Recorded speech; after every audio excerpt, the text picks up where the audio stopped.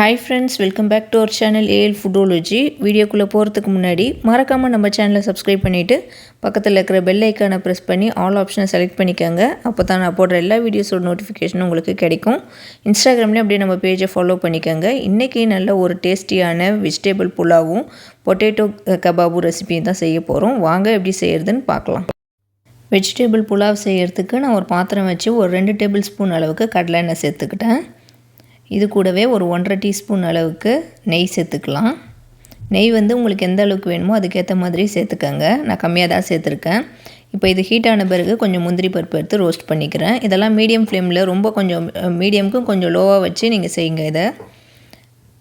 ஏன்னா முந்திரி பருப்பு டக்குன்னு வந்து ரொம்ப வந்து ஃப்ரை ஆகிடும். இதுக்கப்புறம் நான் வந்து ஹோல் கரம் மசாலா, பட்டை, கிராம்பு, லவங்கம், ஏலக்காய், பிரிஞ்சி எல்லாம் இது சேர்த்துருக்கேன். அது பொரிஞ்ச பிறகு கட் பண்ணி வச்சுருக்க ஒரு வெங்காயத்தையும் சேர்த்துக்கிறேன். வெங்காயம் வந்து ரொம்ப வந்து ப்ரௌனிஷ் கலரும் ஆகக்கூடாது. லைட்டாக அதோட கலர் மாறினா மட்டும் போதும், அதோட ராஸ்மெல் போயிட்டு. ஏன்னா அப்போ தான் உங்களுக்கு புலாவ் வந்து அந்த கலர் தெரியும். நீங்கள் வந்து ரொம்ப வந்து ப்ரௌன் கலர் ஆகிட்டிங்கன்னா அது ஒரு வேறு கலரில் மாறிடும், ஒயிட்டாக இருக்காது புலாவ். இப்போ வெங்காயம் வதங்கின பிறகு நான் ஒரு 2 டீஸ்பூன் அளவுக்கு இஞ்சி பூண்டு பேஸ்ட்டு சேர்த்துக்கிறேன். இஞ்சி பூண்டு பேஸ்ட்டு சேர்த்துட்டு அதோட ராஸ்மெல் போகிற வரைக்கும் நல்லா வதக்கி விட்டுக்கலாம்.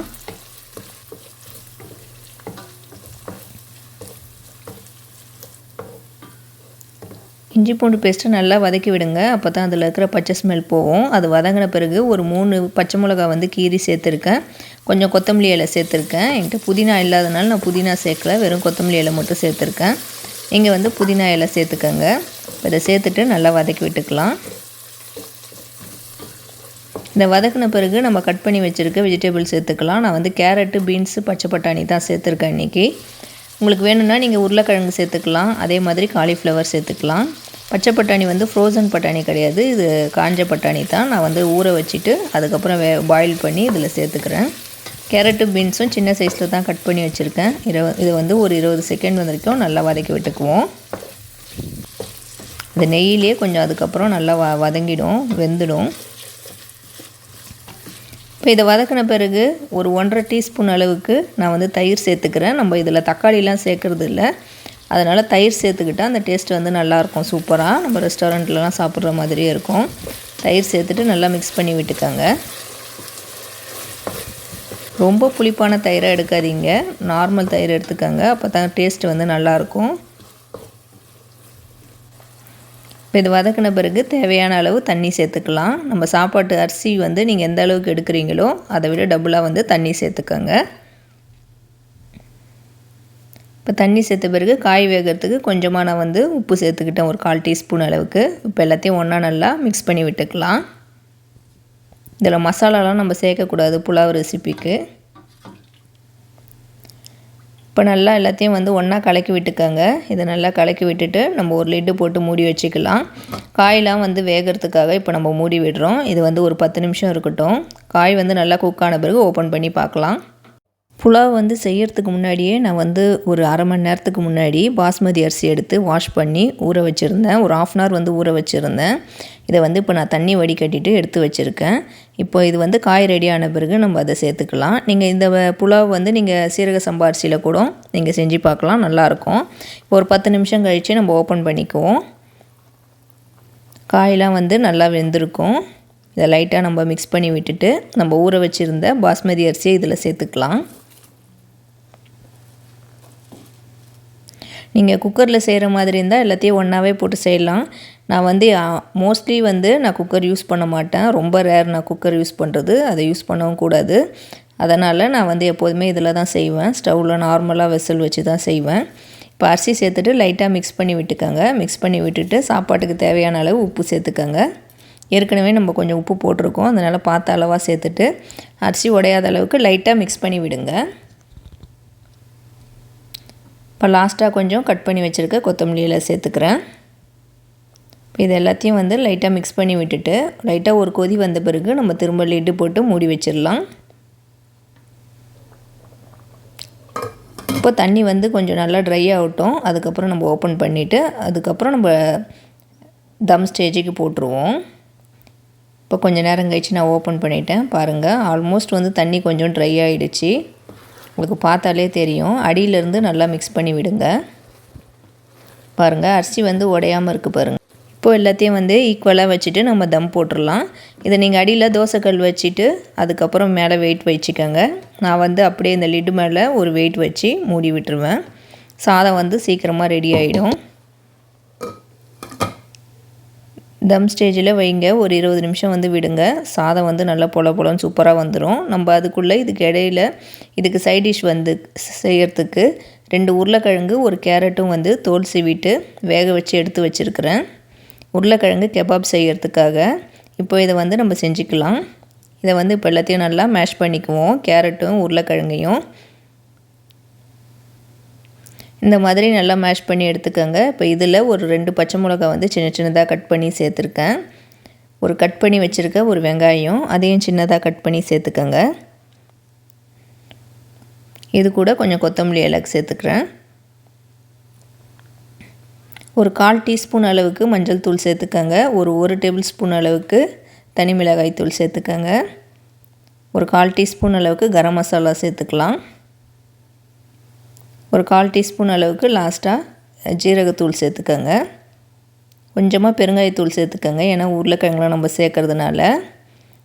இதில் 1 டேபிள் ஸ்பூன் அளவுக்கு மைதா, 1 டேபிள் ஸ்பூன் அளவுக்கு அரிசி மாவு சேர்த்துக்கலாம். லாஸ்ட்டாக கொஞ்சம் நான் உப்பு சேர்த்துக்கிறேன். உப்பு பார்த்து அளவாக சேர்த்துக்கோங்க. இப்போ இது எல்லாத்தையும் நம்ம மிக்ஸ் பண்ணிக்கலாம். இதில் நான் வந்து இஞ்சி பூண்டு பேஸ்ட் போட்டு மிக்ஸ் பண்ண மறந்துட்டேன். அதனால் எல்லாத்தையும் மிக்ஸ் பண்ணிட்ட பிறகு லாஸ்ட்டாக வந்து கொஞ்சம் இஞ்சி பூண்டு பேஸ்ட்டு சேர்த்து அதுக்கப்புறம் வந்து இப்போ நான் மிக்ஸ் பண்ணிகிட்ருக்கிறேன். நீங்கள் வந்து முன்னாடியே சேர்த்துட்டு அதுக்கப்புறம் மிக்ஸ் பண்ணிக்கோங்க. இஞ்சி பூண்டு பேஸ்ட்டு போட்டு மிக்ஸ் பண்ணதுக்கப்புறம் நம்ம கொஞ்சம் கொஞ்சமாக எடுத்து கட்லெட் ஷேப் மாதிரி பண்ணிக்கலாம். இது ரொம்ப ஈஸி தான். அப்படியே கையிலே வந்து நம்ம வடைலாம் செய்வோம் இல்லையா, மசால் வடைலாம், அதே மாதிரியே வந்து இது செஞ்சுக்கலாம். உங்களுக்கு எந்த அளவுக்கு சைஸ் வேணுமோ அதுக்கேற்ற மாதிரி பார்த்து செஞ்சுக்கோங்க. நான் வந்து கொஞ்சமாக தான் 2 உருளைக்கிழங்கு போட்டு செஞ்சேன். அதனால் சின்னதாக வந்து போட்டுக்க போகிறேன்.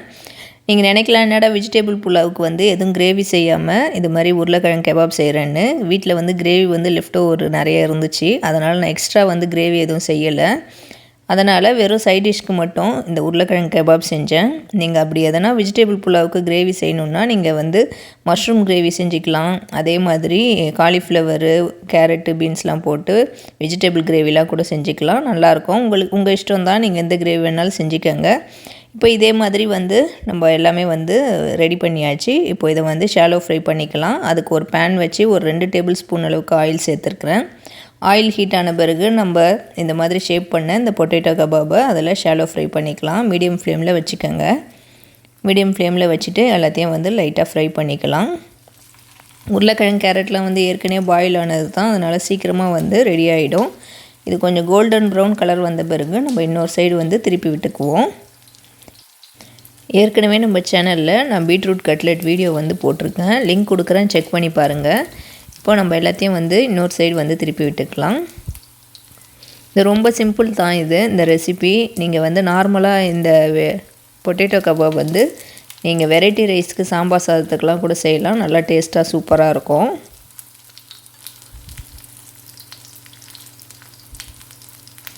இந்த மாதிரி கொஞ்சம் ப்ரெஸ் பண்ணி விடுங்க. அப்போ உள்ளே நல்லா கொஞ்சம் பாயில் ஆகும். ஏன்னா நம்ம மாவுலாம் சேர்த்துருக்கிறதுனால.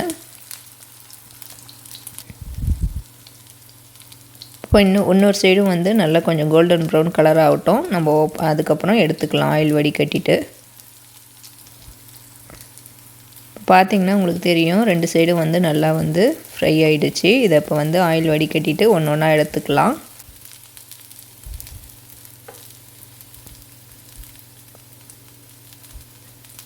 இது எல்லாத்தையும் எடுத்துகிட்டு இன்னொரு பேட்ச் இருக்குது, அதையும் வந்து நான் போட்டுக்கிறேன். ஸ்டவ் வந்து மீடியம் ஃப்ளேம்லேயே வச்சுக்கோங்க, ரொம்ப ஹையாக வைக்காதீங்க. ஏன்னா இது ஏற்கனவே வந்து உருளைக்கிழங்குலாம் வந்து நல்லா பாயில் ஆனது தான், அதனால் ரொம்ப வந்து டீப் ஃப்ரை பண்ணுற மாதிரி இருக்காது.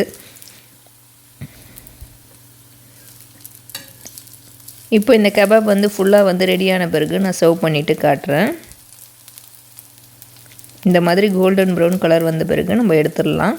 நம்மளோட பொட்டேட்டோ கபாப் வந்து சூப்பராக வந்து ரெடி ஆகிடுச்சு. நான் இப்போ இதை சர்வ் பண்ணியிருக்கேன். இது வந்து வெஜிடபிள் புலாவோடு சாப்பிட்றப்போ நல்லா டேஸ்ட்டாக சூப்பராக இருந்துச்சு. எக்ஸ்ட்ரா கொஞ்சம் கிரேவியும் இருந்துச்சு, அதையும் சேர்த்து தான் சாப்பிட்டோம். இதை வந்து நீங்கள் சாம்பார் சாதம், மிளகாய் கிள்ளி சாம்பாருக்குலாம் வந்து சைட் டிஷ்ஷாக வச்சு செஞ்சு பாருங்கள், சூப்பராக இருக்கும். இப்போது நம்ம தம் ஸ்டேஜில் விட்ட வெஜிடபிள் புலாவை ஓப்பன் பண்ணி பார்க்கலாம். பாருங்கள் சாதம் வந்து சூப்பராக ரெடி ஆயிடுச்சு. பாஸ்மதி அரிசியில் செஞ்ச அரிசி பாருங்கள் நல்லா உதிரி உதிரியாக சூப்பராக இருக்குது பாருங்கள். வெஜிடபிள் புலாவும் வந்து நல்ல டேஸ்ட்டாக சூப்பராக இருந்துச்சு. நீங்கள் வந்து பாஸ்மதி அரிசி இல்லாமல் சீரக சம்பா அரிசிலையும் இதே ஸ்டைலில் செஞ்சு பாருங்கள். நல்லா டேஸ்ட்டாக சூப்பராக இருக்கும். நம்ம ரெஸ்டாரண்ட்லாம் சாப்பிட்ற மாதிரி. இப்போ இதை நான் சர்வ் பண்ணிவிட்டு காட்டுறேன். இதில் தக்காளிலாம் சேர்க்காதீங்க, நீங்கள் தயிர் சேர்த்துக்கோங்க. எந்த அளவுக்கு அரிசி எடுக்கிறீங்களோ அதுக்கு குவான்டிட்டி கரெக்டான அளவுக்கு தண்ணி வச்சு செஞ்சு பாருங்கள். நல்லா டேஸ்ட்டாக சூப்பராக இருக்கும். இதுக்கு நீங்கள் எந்த சைட் டிஷ் வேணாலும் வச்சு சாப்பிட்லாம். சிக்கன் 65லாம் கூட வச்சு சாப்பிட்லாம். நல்லா டேஸ்ட்டாக இருக்கும். ஆனியன் ரைத்தா கூட வச்சு சர்வ் பண்ணுங்கள். செமையாக இருக்கும். இந்த வெஜிடபிள் புலாவுக்கும் நான் செஞ்ச இந்த பொட்டேட்டோ கபாபுக்கும் வந்து சைட் டிஷ்க்கும் ரெண்டுமே வந்து காம்பினேஷன் சூப்பராக இருந்துச்சு. எனக்கு ரொம்ப பிடிச்சிருந்துச்சு. கண்டிப்பாக வந்து நீங்களும் வந்து செஞ்சு பாருங்கள். செஞ்சு பார்த்துட்டு உங்களுக்கு பிடிச்சிருந்துச்சா இல்லையான்னுட்டு கீழே மறக்காமல் கமெண்ட் பண்ணுங்கள். 2 ரெசிப்பியும் கண்டிப்பாக ட்ரை பண்ணி பார்த்துட்டு எப்படி இருந்துச்சுன்னு கமெண்ட்டில் சொல்லுங்கள். இந்த வீடியோ உங்களுக்கு பிடிச்சிருந்தால் லைக் பண்ணிக்கோங்க. இந்த வீடியோவை உங்கள் ஃப்ரெண்ட்ஸ் அண்ட் ஃபேமிலிஸ்க்கும் ஷேர் பண்ணி விடுங்க. நம்ம ஏஎல் ஃபுடோலஜி சேனலை மறக்காமல் சப்ஸ்கிரைப் பண்ணிவிட்டு பெல் ஐக்கானை ப்ரெஸ் பண்ணிக்கோங்க. தேங்க்யூ ஃபார் வாட்சிங்.